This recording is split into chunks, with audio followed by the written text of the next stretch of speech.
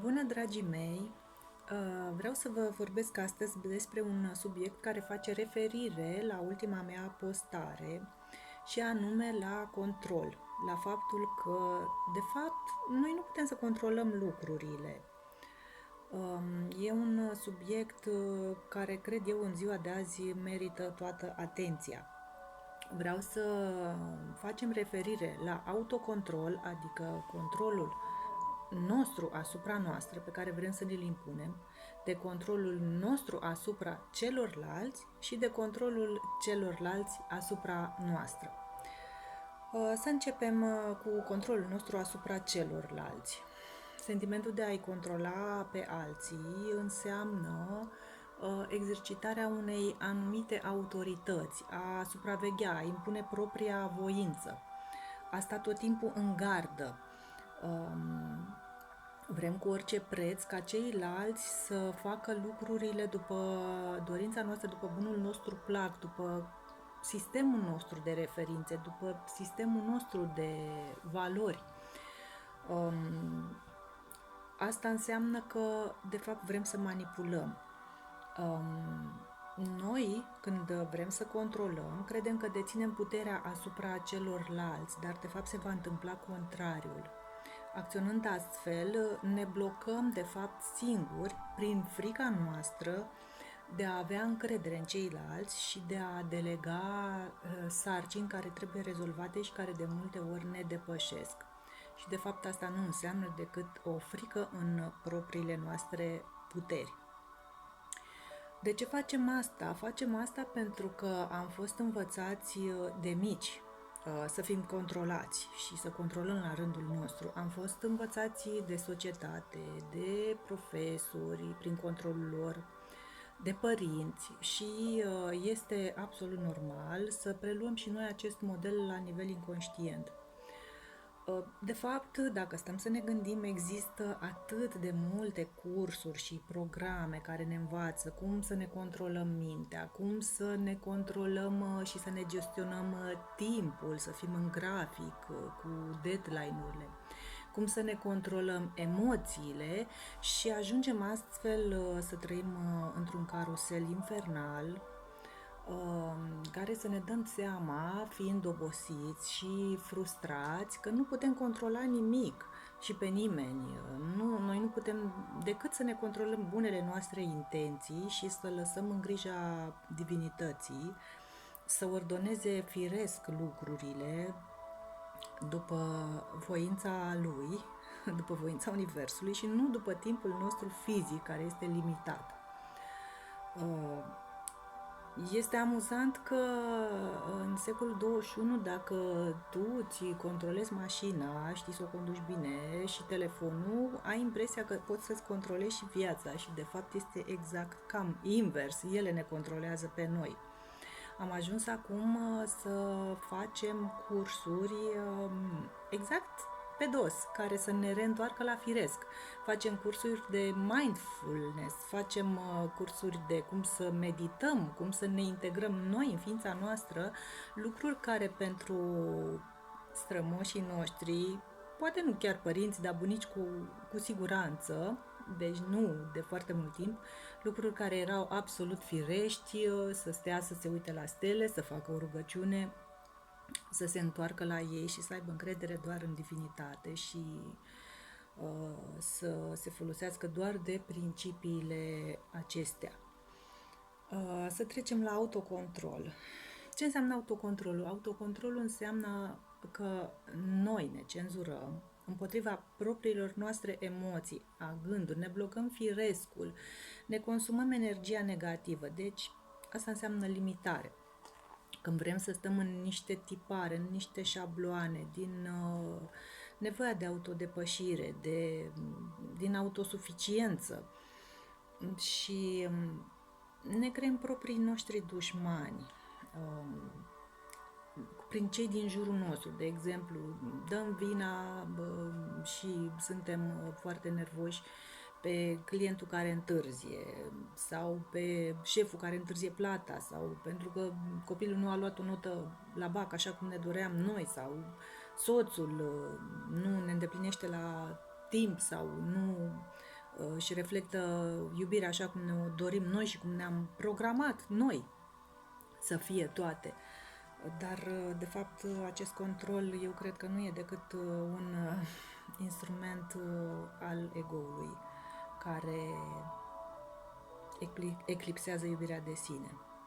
Și din cauza asta apar și la nivelul corpului mental și la nivelul corpului fizic, apar tot felul de sindrome, de boli chiar, atacuri de panică, tensiuni musculare, diabet, tensiuni arteriale și așa mai departe.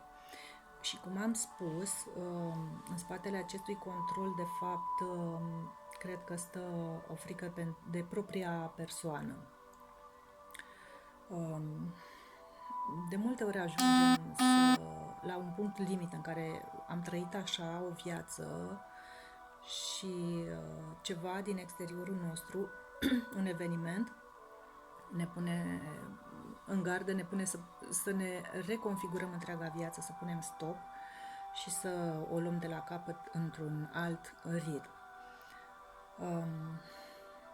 Cum ai putea să faci asta? Cum ai putea să faci asta respectându-te mai mult pe sine, detașându-te, ascultându-ți propriile nevoi, propriile emoții, întorcându-ne în interiorul tău, dându-ți voie să faci lucrurile care îți plac, chiar dacă uneori rațiunea îți impune să faci lucruri cu care ai fost învățat, că nu suportă amânare, nu știu ce anume lucruri de la job sau din familie.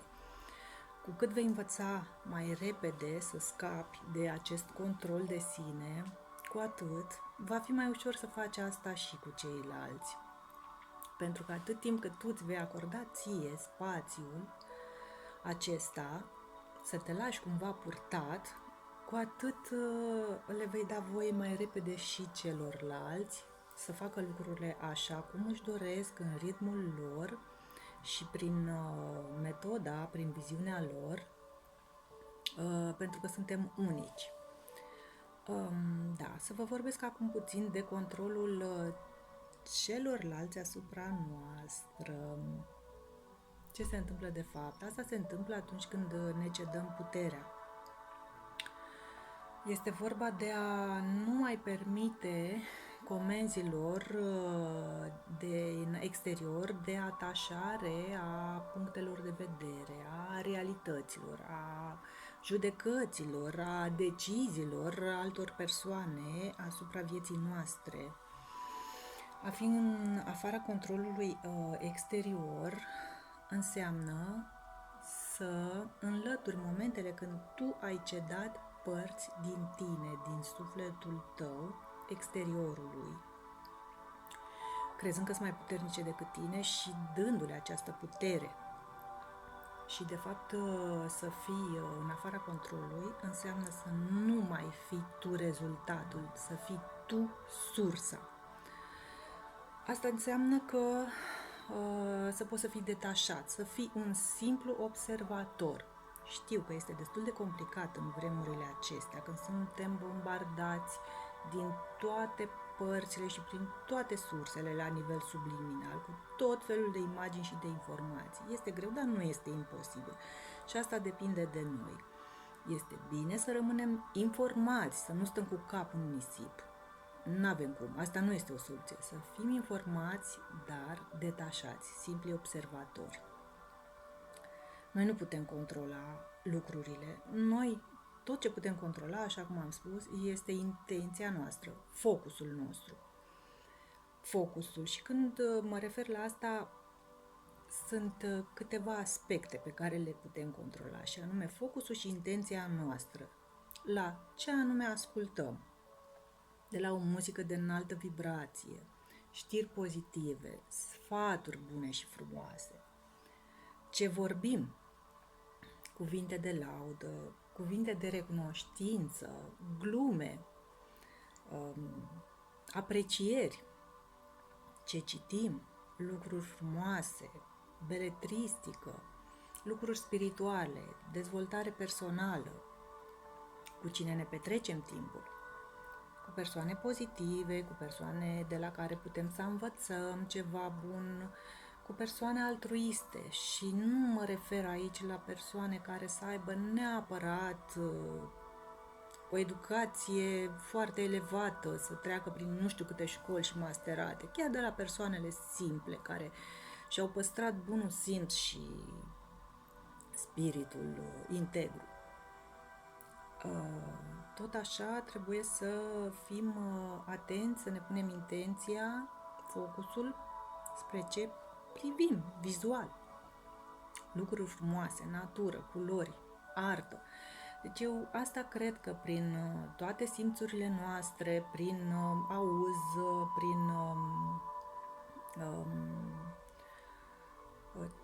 citit, prin privit, prin ascultat, prin vorbe, prin miros, de miros am uitat să spun și aici ar fi uleiurile esențiale, toate astea țin de noi și sunt metodele noastre de a ne păstra integri, de a fi detașați, de a renunța la control asupra noastră, asupra celorlalți și cum am spus, de a nu-i lăsa pe restul să ne controleze. Deci de asta noi în interiorul nostru. Și toate astea se obțin atunci când ai o pace interioară. Această pace interioară se obține când inima e deschisă, când există o conexiune cu Divinul. Pentru că atunci când există o conexiune cu Divinul, dorința de a avea o pace interioară transformă această nevoie de control și de a manipula și se transformă în sentimente de liniște interioară, de pace, pentru că controlul nu-ți dau decât o siguranță temporară. Aș vrea să vă dau câteva sugestii despre cum să folosiți uleiurile, ce uleiuri să folosiți și ce întrebări să vă puneți și ce afirmații să folosiți ca să puteți să renunțați la autocontrol, să vă puteți lua puterea înapoi și de asemenea să renunțați la controlul vostru asupra celorlalți. O să iau așadar cu prima parte, cu partea de autocontrol. Poți să folosești un amestec din următoarele uleiuri esențiale: cardamom, oregano, ginger și cimbru, thyme se numește. Și acum începem cu câteva respirații profunde pentru a liniști sufletul și trupul și a intra într-o stare meditativă. Apoi adresează-ți întrebările. Ce mă determină să simt că nu dețin controlul? M-a învățat cineva sau ceva că nu am putere? Ia, drept adevărat, primul răspuns care îți vine intuitiv. Tu singur o să-ți dai seama de unde vin astea. Nu-ți trebuie tehnici foarte complicate. Intuiția ta este ghidul tău. Ca și afirmații. Rostește-ți afirmațiile. Sunt acum pregătit să-mi decid propriul destin. Acum, alegerile și acțiunile mele mă duc acolo unde este cel mai bine pentru mine, la locul și în timpul potrivit. Și astfel, prin aceste afirmații, tu renunți la controlul tău asupra ta, la autocontrol. Tu te lași ghidat. Iar ca și meditație, să zic ca o metodă de meditație, ar fi vizualizarea unei lumini albi strălucitoare care elimină tot haosul și toată neliniștea din jurul corpului tău și din interiorul tău și simți cum fluxul ăsta de energie te străbate, intră prin corpul tău, îl străbate din creștetul capului până jos în tălpi. Astea ar fi uleiurile și exercițiile pe care să le faci. O să le las scrise și în comentarii. Acum, controlul tău asupra celorlalți. Ca și uleiuri folosite, poți să faci un amestec din cilantro, grapefruit, paciuli, tămâie, peppermint, iasomie, busuioc. De asemenea, faci câteva respirații profunde ca să te eliberezi, să intri într-o stare meditativă. Iar întrebările pe care poți să ți le adresezi în această stare de meditație sunt: care este rădăcina îngrijorării mele? Ce simt că trebuie să controlez eu?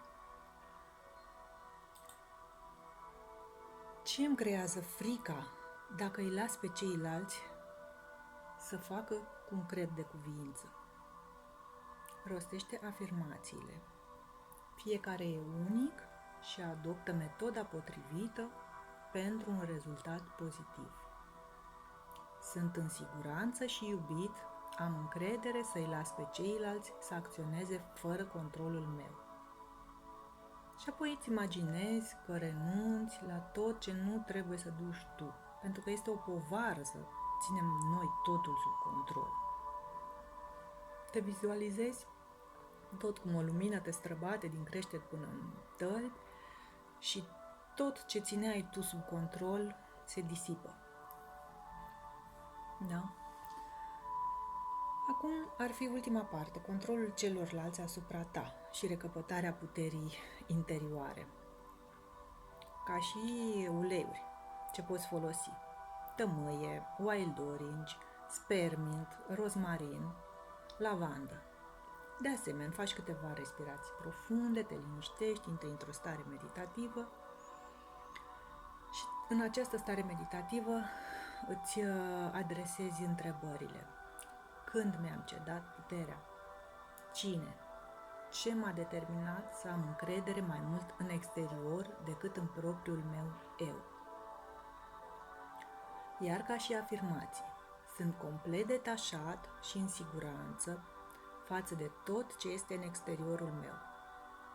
Cel mai bun mentor este intuiția mea și ființele de lumină și mă las ghidat și protejat de ele.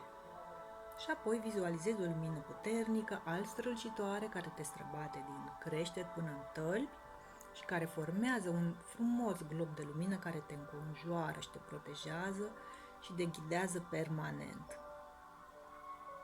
Astea au fost sfaturile mele, să vă fie de folos, să aveți un weekend minunat.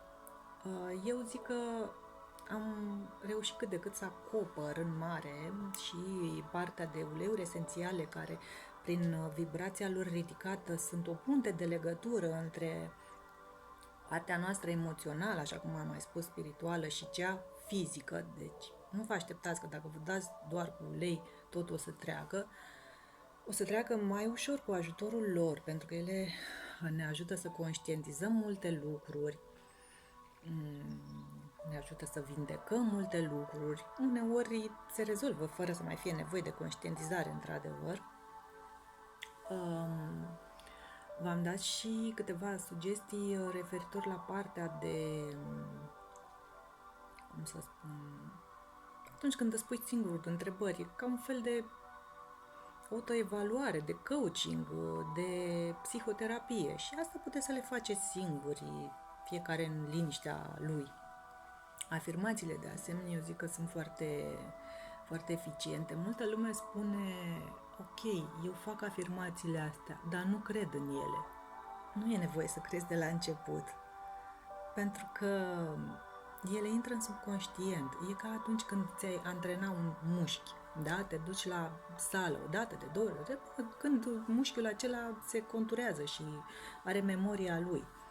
Afirmațiile acestea, asta rol îl au și la un moment dat se vor declanșa automat. De ce să înghițim tot ce e negativ în jurul nostru și să implementăm în subconștient, că putem să fim conștienți și să introducem ceea ce dorim noi și ce ne folosește. Asta am avut de spus, vă pun în comentarii și afirmațiile și lista de uleiuri și vă doresc un weekend minunat, să ne revedem cu bine!